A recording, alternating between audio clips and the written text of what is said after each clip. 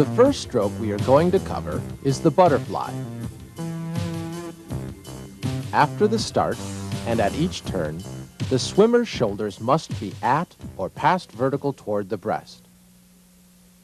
This swimmer is past vertical toward the back. This is illegal. After the start and each turn, the swimmer is allowed one or more leg kicks, but only one arm pull under the water. This pull must bring the swimmer to the surface. As mentioned, a swimmer may kick as many times as they like underwater, as long as the swimmer's head breaks the surface before or at the 15-meter mark.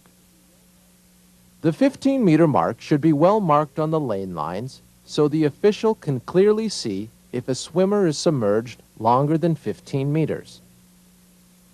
The official at the end of the pool should observe the swimmer from over the lane. If the swimmer kicks out on her side, the official must determine that the swimmer is not past vertical toward the back. To determine if the swimmer is past vertical toward the back or breast, the official must observe the relative position of the upper shoulder to the lower shoulder. Sometimes the distortion from the water's surface and the movement of the water can interfere with an observation. From the side of the pool, it is not always possible to observe the swimmers until they have broken the surface before or at the 15-meter mark. Both arms must be brought forward over the water and pulled back simultaneously. Both of these swimmers are complying with the rule. This swimmer is swimming the butterfly illegally because the arms are not moving simultaneously. In the butterfly, the arms must recover over the water. All up and down movements of the legs and feet must be simultaneous. One foot may be higher than the other.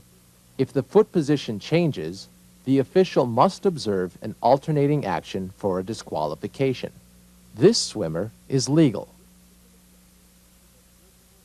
This is an example of observable alternating action and is a violation. A scissors or breaststroke kicking movement is not permitted.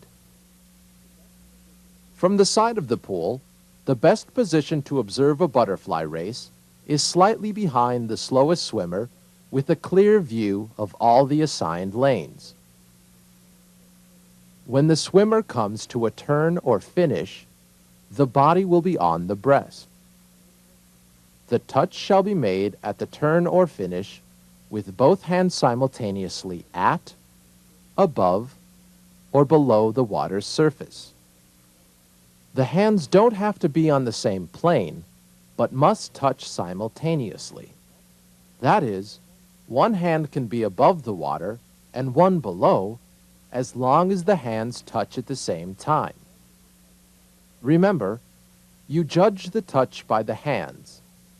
After the last pull into the wall, you are not concerned with the position of the shoulders, as long as the swimmer remains at or past vertical toward the breast.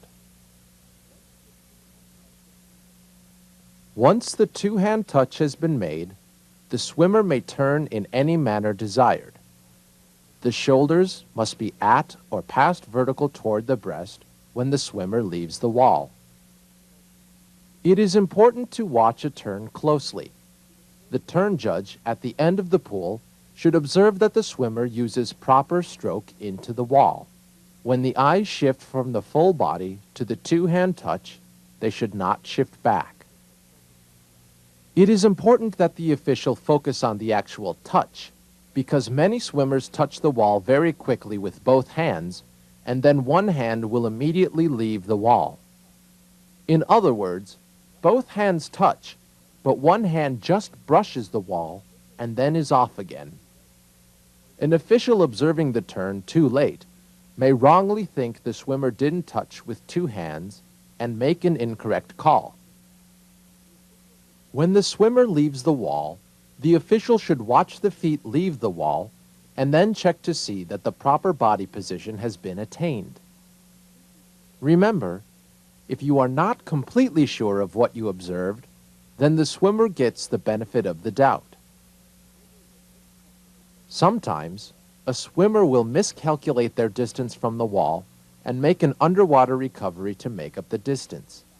This is not legal because once a backwards pull has begun, it must be followed by an overwater recovery. All of these swimmers are in violation since backwards pulls are started but are not followed by an overwater recovery. You should be able to recognize the infractions. We'll start with the butterfly. Here are 5 different swimmers. You make the call. Swimmer number 1. Swimmer number 2. Swimmer number 3.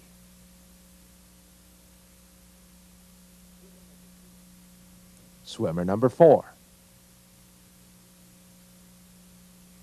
Swimmer number 5.